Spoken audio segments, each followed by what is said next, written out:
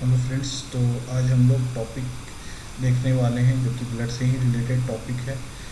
पिछले वीडियो में हमने डिस्कस कर दिया था ब्लड प्लाज्मा के बारे में, फिर हमने फॉर्म्ड एलिमेंट के बारे में डिस्कस किया था। फॉर्म्ड एलिमेंट में हमने डिस्कस किया था आरबीसी और डब्ल्यूबीसी के बारे में। उसके बाद एक और फॉर्म्ड एलिमेंट के बारे में जो कि आज की क्लास में हम लोग डिस्कस करने जा रहे हैं, प्लेटलेट के बारे में। प्लेटलेट का दूसरा नाम क्या है? थ्रोम्बोसाइट बोलते हैं। थ्रोम्बोसाइट बेसिकली क्या है? ये एक तरीके से फ्रैगमेंटेड सेल है। कंप्लीट सेल नहीं है, एक तरीके से सेल का एक फ्रैगमेंट है। अब किस सेल का फ्रैगमेंट है थ्रोम्बोसाइट? तो मेगा कैरियोसाइट सेल का। मेगा कैरियोसाइट सेल का ये सेल है जो कि फ्रैगमेंट होके फॉर्म होता है थ्रोम्बोसाइट। अब मेगा कैरियोसाइट सेल प्रोड्यूस कहाँ से होता है? तो प्रोड्यूस फ्रॉम बोन मैरो।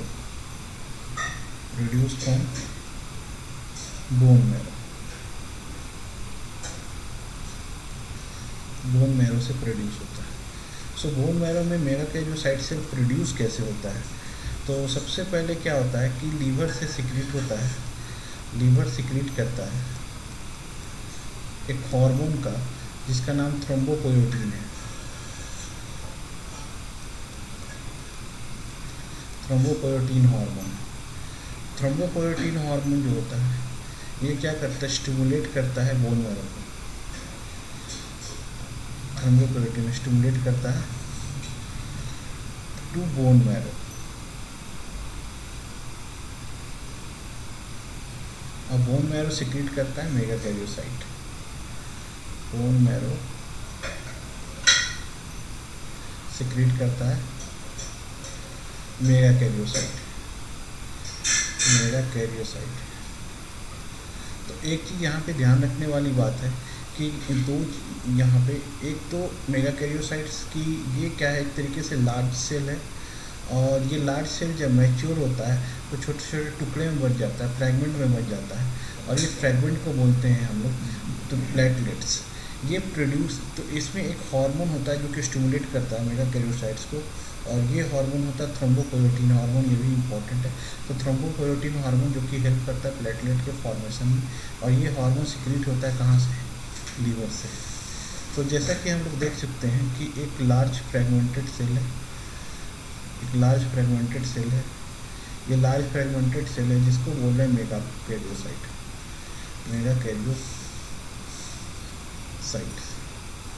ये मैच्योर होने के बाद छोटे छोटे टुकड़े में बट गया। ये मेगा कैरियोसाइट का टुकड़ा है, इसको बोलते हैं फ्रैगमेंटेड सेल। और ये फ्रैगमेंटेड सेल होता है इसको बोलते हैं प्लेटलेट।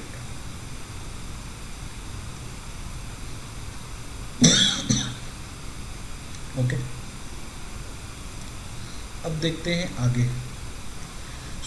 आगे हम लोग देखते हैं कि हमारे बॉडी में कितने अमाउंट ऑफ प्लेटलेट जो होते हैं प्रेजेंट रहते हैं। हमारे ब्लड में कितने नंबर प्लेटलेट जो होते हैं प्रेजेंट रहते हैं।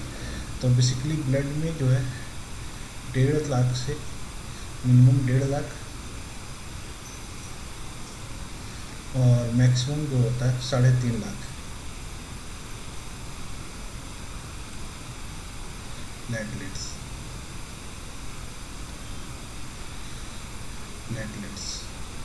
पर माइक्रोलीटर प्रेजेंट होता है। और ये जो प्लेटलेट होता है, अगर 1.5 लाख से हमारे ब्लड में प्लेटलेट का काउंट 1.5 लाख से कम हुआ तब बोलते थ्रोम्बोसाइटोपिनिया।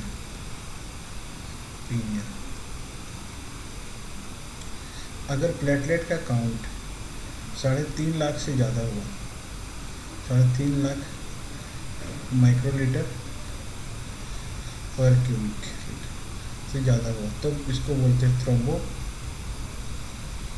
थ्रोम्बोसाइटोसिस।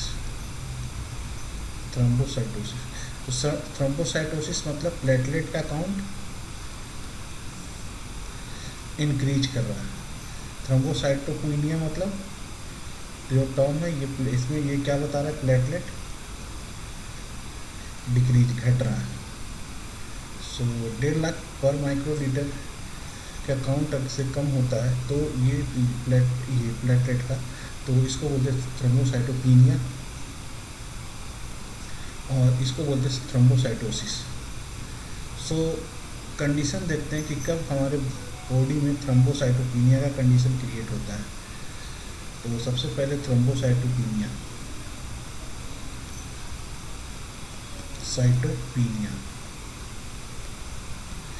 थ्रोम्बोसाइटोपिनिया मतलब कि रिड्यूस नंबर ऑफ प्लेटलेट,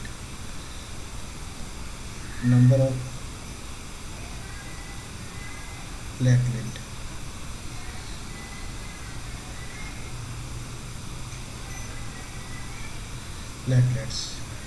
सो तो प्लेटलेट्स का जो नंबर होता है घट जाता है, और ये घटता कब, जैसे कि हम लोग देखते हैं डेंगू के केस में।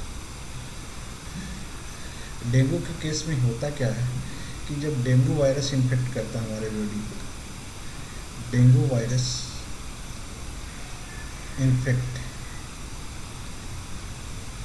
इन आवर बॉडी, हमारे बॉडी में डेंगू वायरस का इन्फेक्शन होता है, तो हमारे ब्लड के अंदर क्या होता है, ब्लड फॉर्म करता है एंटीबॉडी,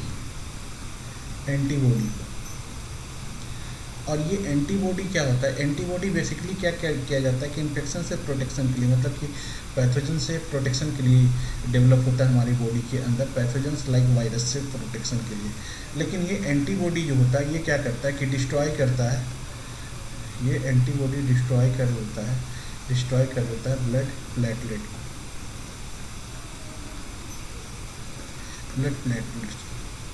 दूसरे कंडीशन में जो कि हम एनसीईआरटी में डिस्कस किया हुआ क्लास 12th में, ये भी क्लास 12th का ही, डेंगू का डिजीज में डिस्कस किया हुआ जो कि प्लेटलेट से रिलेटेड ही है।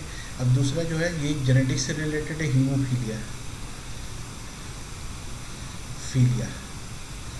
हीमोफीलिया के कंडीशन में भी क्या होता है, प्लेटलेट का काउंट लो होता है, लो प्लेटलेट काउंट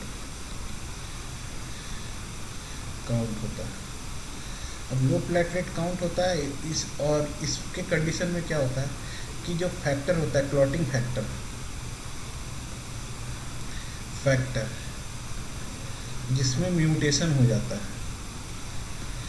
कौन से क्लॉटिंग फैक्टर 8 में एंड क्लॉटिंग फैक्टर 9 में म्यूटेशन डेवलप हो जाता है, जिसके कारण क्या होता है कि जो जीन है ये क्या होता है कि ब्लड जो है ये प्लेटलेट फॉर्म नहीं कर पाता है।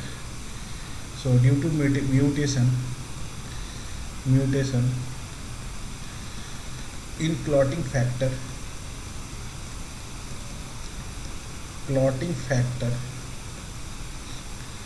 ब्लड कैन नॉट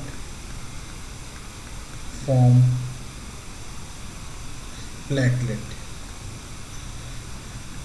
अगर ब्लड में प्लेटलेट की कमी हो जाती है तो जिसके कारण क्या होता है कि ब्लड का जो फ्लो होता है वो कंटिन्यूस होना शुरू हो जाता है, ब्लड का क्लॉटिंग नहीं हो पाता, जिसके कारण पर्सन्स का डेथ हो जाता है। तो ये हम लोग देख सकते हैं जेनेटिक डिसऑर्डर के केस में हम लोग देख सकते हैं हीमोफीलिया को, कि इसके कारण क्या होता है कि ये जो है प्लेटलेट का जो अमाउंट है ये घट जाता है। नेक्स्ट देखते हैं जो जिसमें प्लेटलेट का कंडीशन बढ़ जाता है, उस कंडीशन को बोलते हैं ल्यूकोसाइटोसिस।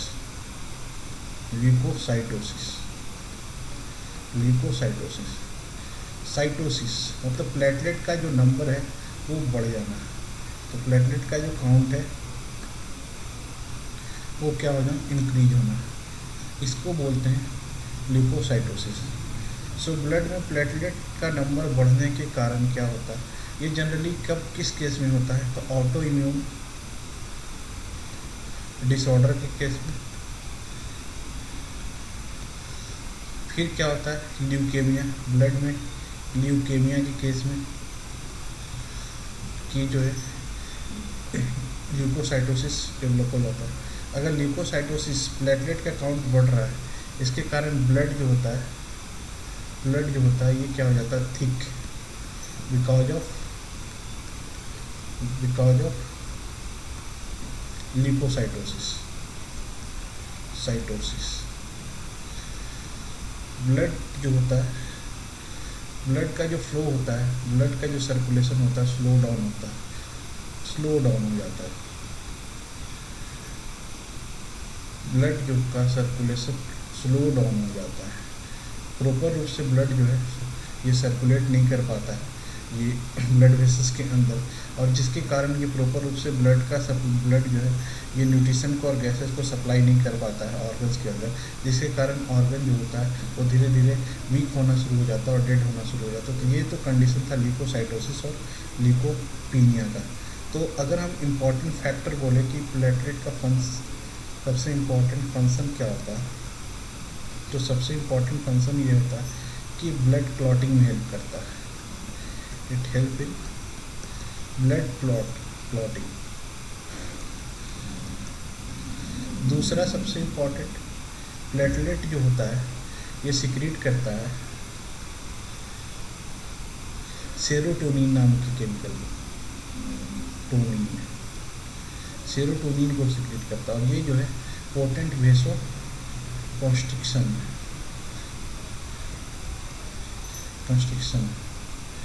ये कब, जब एलर्जिक रिएक्शन होता है या फिर इन्फ्लामेशन हो जाता है, इन्फ्लामेशन के अंदर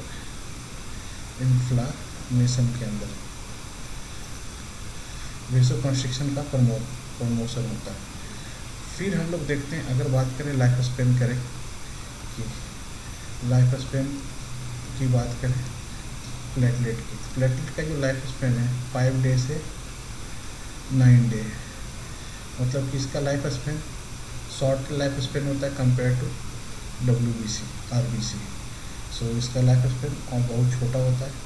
तो जो डेड प्लेटलेट होते हैं वो डिस्ट्रॉय हो जाते हैं, तो मैच्योर प्लेटलेट होते हैं, platelet destroyed by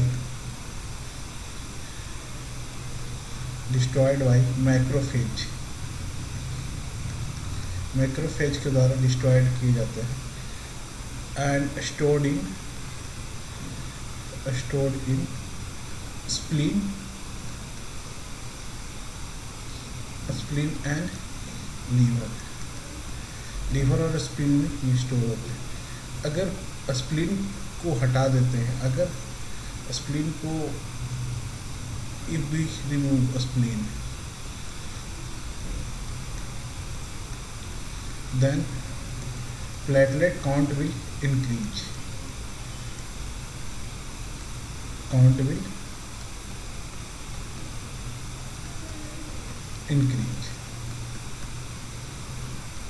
so this is the blood platelets. So that's all for today. So hope you will like my video. So thank you student, and thank you for watching this video.